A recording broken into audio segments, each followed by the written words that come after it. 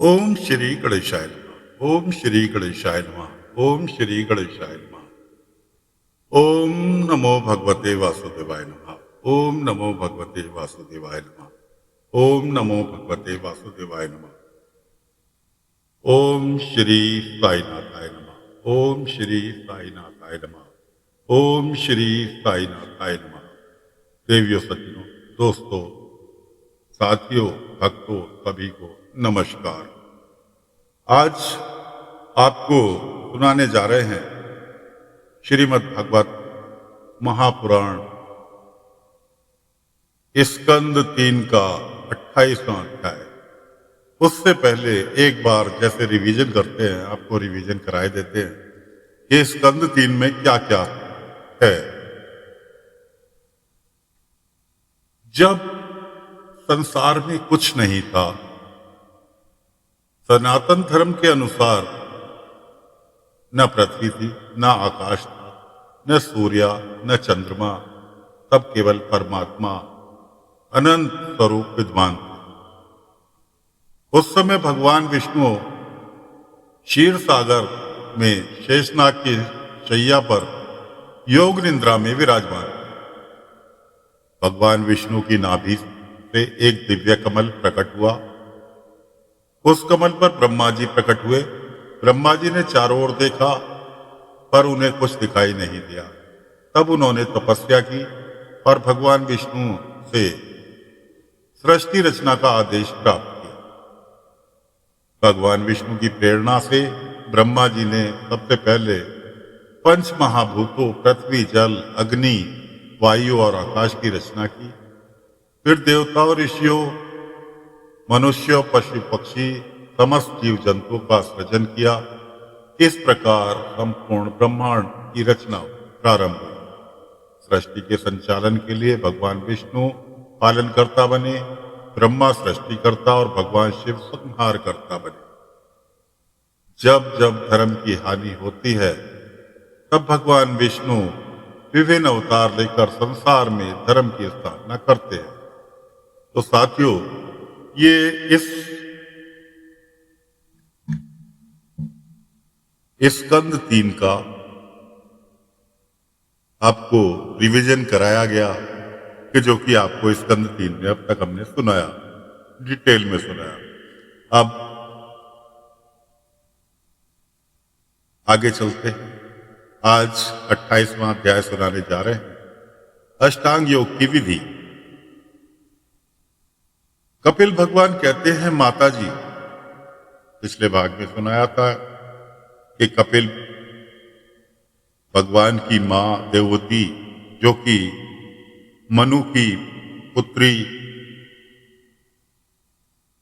और महाराजा कर्दम की पत्नी, देवमणि कर्दम की पत्नी, तो कर्दम जी तो चले गए अपना संन्यास लेकर। भगवान विष्णु ने वचन दिया था, इसलिए देववती की कोख से जन्म लिया भगवान कपिल ने। तो कपिल भगवान कहते हैं, माता जी, अब मैं तुम्हें सबीज योग का लक्षण बताता हूं, जिसके द्वारा चित्त शुद्ध एवं प्रसन्न होकर परमात्मा के मार्ग में प्रवृत्त हो जाता है। यथाशक्ति शास्त्र विहित धर्म का पालन करना तथा शास्त्र विरोध आचरण का परित्याग करना, प्रारंभ के अनुसार जो कुछ मिल जाए उसी में संतुष्ट रहना, आत्मज्ञानियों के चरणों की पूजा करना, विषय वासनाओं को बढ़ाने वाले कर्मों से दूर रहना, संसार बंधन से छुड़ाने वाले धर्मों में प्रेम करना, पवित्र और परमित भोजन करना, निरंतर एकांत और निर्भय स्थान में रहना, मन, वाणी, शरीर से किसी जीव को न सताना, सत्य बोलना, चोरी न करना, आवश्यकता से अधिक वस्तुओं का संग्रह न करना, ब्रह्मचर्य का पालन करना, तपस्या करना, बाहर भीतर से पवित्र रहना, शास्त्रों का अध्ययन करना, भगवान की पूजा करना, वाणी का संयम करना, उत्तम आसनों का अभ्यास करके स्थिरता पूर्वक बैठना, धीरे धीरे प्राणायाम के द्वारा श्वासों को जीतना, इंद्रियों को मन के द्वारा विषयों से हटाकर अपने हृदय में ले जाना, मूलाधार आदि किसी एक केंद्र में मन के सहित प्राणी को स्थिर करना, निरंतर भगवान की लीलाओं का चिंतन और चित्त को समाहित करना। इनसे तथा व्रत, दान आदि दूसरे साधनों से भी सावधानी के साथ प्राणियों को जीतकर बुद्धि के द्वारा अपने कुमार्गामी दुष्ट चित्त को धीरे धीरे एकाग्र करें, परमात्मा के ध्यान में लगावें। पहले आसन को जीते, फिर प्राणायाम के अभ्यास के लिए पवित्र देश में कुश, मृग मार्च आदि से युक्त आसन बिछावें। उस पर शरीर को सीधा और स्थिर रखते हुए सुखपूर्वक बैठकर अभ्यास करें। आरंभ में बाएं नासिक से पूरक, कुंभक और रेचक करें, फिर इसके विपरीत दाहिनी नासिका से प्राणायाम करके प्राण के मार्ग का शोधन करें। आपने सुना होगा रामदेव जी ये अलोम विलोम जो बताते हैं वो यही क्रिया है। जिस प्रकार वायु और अग्नि से तपाया हुआ सोना अपने मल को त्याग देता है, उसी प्रकार जो योगी प्राणवायु को जीत लेता है उसका मन बहुत शीघ्र शुद्ध हो जाता है। अतः योगी को उचित है कि प्राणायाम से वात, पित्त आदि जनित दोषों को, धारणा से पापों को, प्रत्याहार से विषयों को, संबंध को और ध्यान से भगवत मुक्त करने वाले राग द्वेष दुर्गुणों को दूर करें। जब योग का अभ्यास करते करते चित्त निर्मल और एकाग्र हो जाए, तब नासिका के अग्रभाग में दृष्टि जमाकर इस प्रकार भगवान की मूर्ति का ध्यान करें। साथियों, ये साईं ध्यान योग द्वारा आपको कथा सुनाई जा रही है और साईं ध्यान योग का आपको याद होगा, पहले भी मैंने आपको बताया था कि ये ध्यान योग करने का सबसे सरल साधन है। इसे ध्यान से सुने, बार बार सुने। अगर आप भक्ति मार्ग पर चल रहे हैं और कुछ प्रभु को पाना चाहते हैं तो ये ध्यान योग का सबसे उत्तम साधन आपको स्टेप बाय स्टेप बताया जा रहा है। इसे ध्यान से सुने, मात्र भगवत कथा नहीं, ये आपका चरित्र बदल देगी। अगर आप कथा को ध्यान से सुन रहे हैं तो ये आपके जीवन क्रिया ही बदल देगी। आप ऐसे हो जाएंगे जैसे एक पवित्र आत्मा आकाश में विचरती है। आपका जीवन ऐसा हो जाएगा, ऐसा सरल हो जाएगा। चलिए आगे चलते हैं। भगवान का मुख कमल आनंद से प्रफुल्ल है, नेत्र कमल कोश के समान रत्नारे हैं, शरीर नीलकमल दल के समान श्याम है, हाथों में शंख चक्र और गदा धारण किए हैं। कमल की केसर के समान पीला रेशमी वस्त्र लहरा रहा है। वक्ष स्थल श्री वस्त्र चिन्ह है और गले में कौस्तुभ भड़ी छील मिला रही है। वनमाला चरणों तक लटकी हुई है, जिसके चारों ओर भौरे सुगंध से मतवाले होकर मधुर गुंजार कर रहे हैं।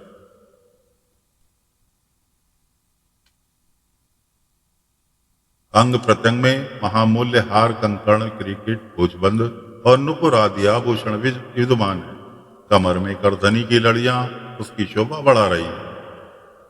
भक्तों को हृदय कमल में उनके आसन है। उनका दर्शनीय श्याम सुंदर स्वरूप अत्यंत शांत एवं मन और नयनों को आनंदित करने वाला है। उनकी अति सुंदर किशोर अवस्था है। वे भक्तों पर कृपा करने के लिए आतुर हो रहे हैं। बड़ी मनोहर झांकी है। भगवान सदा संपूर्ण लोकों से वंदित हैं। भगवान उनका पवित्र यश परम कीर्तनीय है और वे राजा बलि आदि परम यशस्वियों के भी यश को बढ़ाने वाले हैं। इस प्रकार श्री नारायण देव का संपूर्ण अंगों सहित तब तक ध्यान करें जब तक वहां से हटे नहीं। जैसे मन इधर उधर भागता है ना, उसको भागने ना दें। इस प्रकार मन में धारणा बैठे।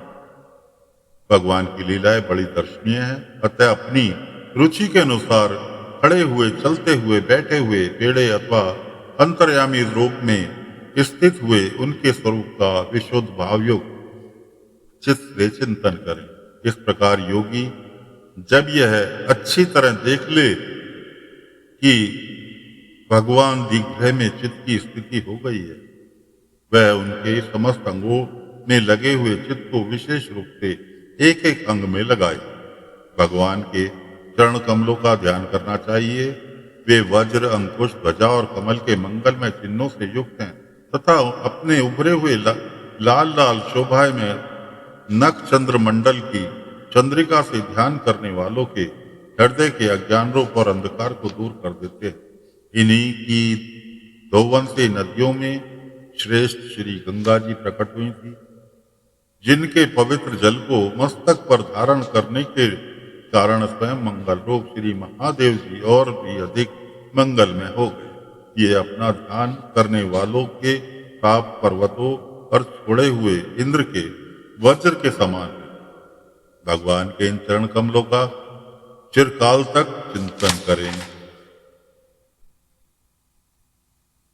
भव्यहारी अजन्मा श्री हरि को की दोनों पिंडलियों एवं घुटनों का ध्यान करें, जिनको विश्व विधाता ब्रह्मा जी की माता सुकिंदा कमल लोचन लक्ष्मी जी अपने जांघों पर रखकर अपनी कांतिमान करकिल्यों की कांति से लाड़ लड़ाती रहती हैं। भगवान की जांघों का ध्यान करें, जो अलसी के फूल के समान नील वर्ण और बल की विधि है तथा गरुड़ जी की पीठ पर शोभायमान है। भगवान के नितंबे का ध्यान करें, जो एड़ी तक लटके हुए पीताम्बर से ढका हुआ है, तो उस पर पीताम्बर के ऊपर पहनी हुई स्वर्णमयी गर्दनी की लड़ियों का आलिंगन कर रहा है। संपूर्ण लोगों के आश्रय स्थान भगवान के उदर देश में स्थित नाभि सरोवर का ध्यान करें। इसी में ब्रह्मा जी का आधारभूत स्वर्ग लोक में कमल प्रकट हुआ। फिर प्रभु के श्रेष्ठ मरकत मणि प्रदर्शित दोनों स्तनों का चिंतन करें, जो वक्ष स्थल पड़े हुए शुभ हीरो की किरणों से गौरवर्ण जान पड़ते हैं। इसके पश्चात पुरुषोत्तम भगवान के वक्ष स्थल का ध्यान करें, जो महालक्ष्मी का निवास स्थान और लोगों के मन एवं नेत्रों को आनंद देने वाला है। फिर संपूर्ण लोकों के वंदनीय भगवान के गले का चिंतन करें, जो मानो कौस्तुंभी को शोभित करने के लिए उसे धारण करता है। समस्त लोकपालों की आश्रय भूता भगवान की चारों भुजाओं का ध्यान करें, जिनमें धारण किए हुए कंकड़ादि आभूषण समुद्र मंथन के समय मंद्राचल की रगड़ से और भी उजले हो गए हैं। इस प्रकार जिनके तेज को सहन नहीं किया जा सकता, तो सहस्त्र धारों वाले सुदर्शन चक्र का तथा उनके कर कमल के राजहंस के समान विराजमान शंख का चिंतन करें।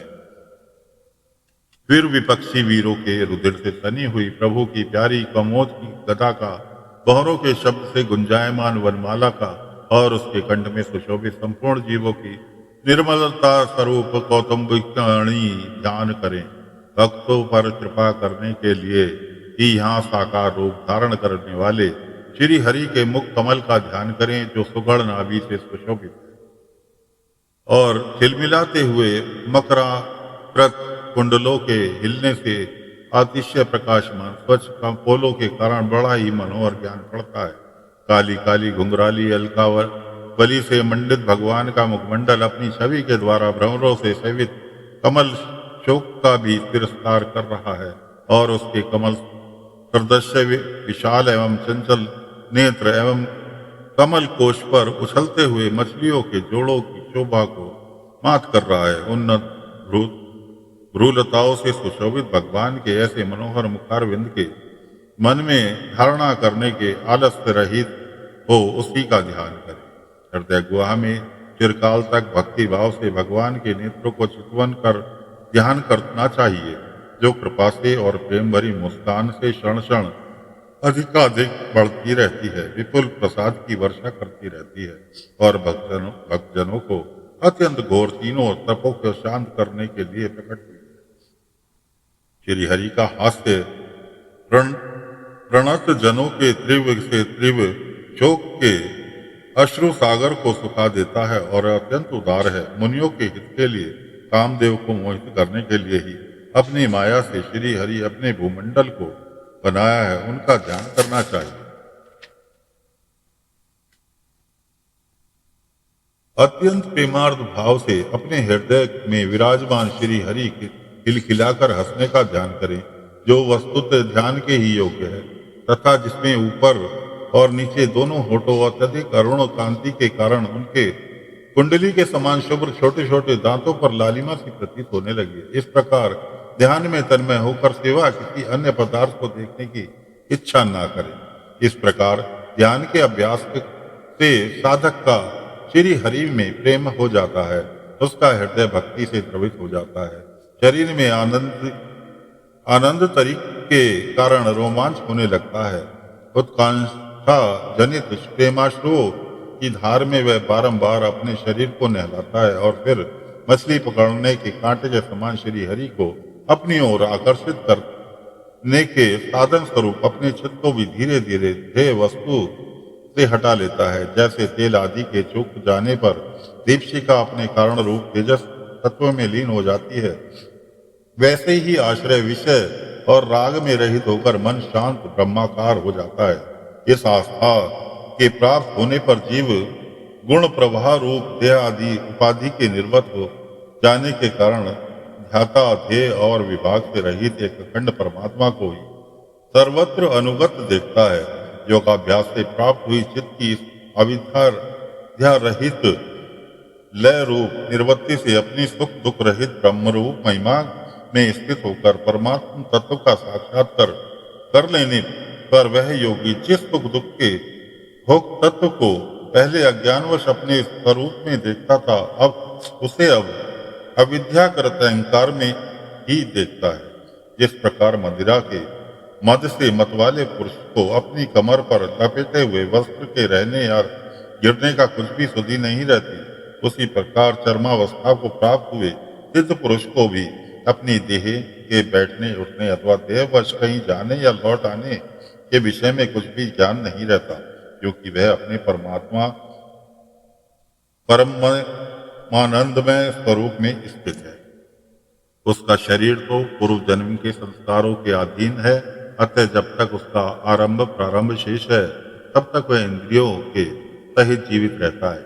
किंतु जिसे समाधि पर्यंत योग की स्थिति प्राप्त हो गई है और जिसके परमात्मा तत्व को भी भली भांति जान लिया है, वह सिद्ध पुरुष पुत्र काल रात्रि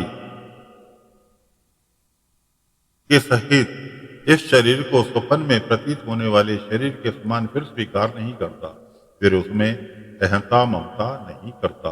जिस प्रकार अत्यंत स्नेह के कारण पुत्र और धनादि में ही साधारण जीवों की आत्म बुद्धि रहती है, किंतु थोड़ा सा विचार करने से ही वे उसे स्पष्टता अलग दिखाई देते हैं, उसी प्रकार जिन्हें वह अपना आत्मा मान बैठा है, उस देहादि से भी उसकी साक्षी पुरुष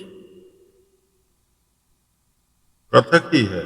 जिस प्रकार जलती हुई लकड़ी से चिंगारियां से स्वयं अग्नि से ही प्रकट हुए धुएं से तथा अग्नि रूप मानी जाने वाली उस जलती हुई लकड़ी से भी अग्नि वास्तव में पृथक ही है, उसी प्रकार भूत इंद्रिय और अंतकरण से उनका साक्षी आत्मा अलग है तथा जीव कहलाने वाले उस आत्मा से भी ब्रह्म भिन्न है और प्रकृति से उसके संचालन पुरुषोत्तम भिन्न है। जिस प्रकार तेल दृष्टि से जरायुज, अंडज, स्वेदज और उद्भिज चारों प्रकार के प्राणी पंचभूत मात्र, उसी प्रकार संपूर्ण जीवों में आत्मा को आत्मा में संपूर्ण जीवों को अनन्य भाव से अनुगत देखें। जिस प्रकार एक ही अग्नि अपने पृथक पृथक आश्रयों को उसकी विभिन्नता के कारण भिन्न भिन्न आकार का दिखाई देता है, उसी प्रकार देव मनुष्य आदि शरीर में रहने वाला एक ही आत्मा अपने आश्रयों के गुण भेद के कारण भिन्न भिन्न प्रकार का भासता है।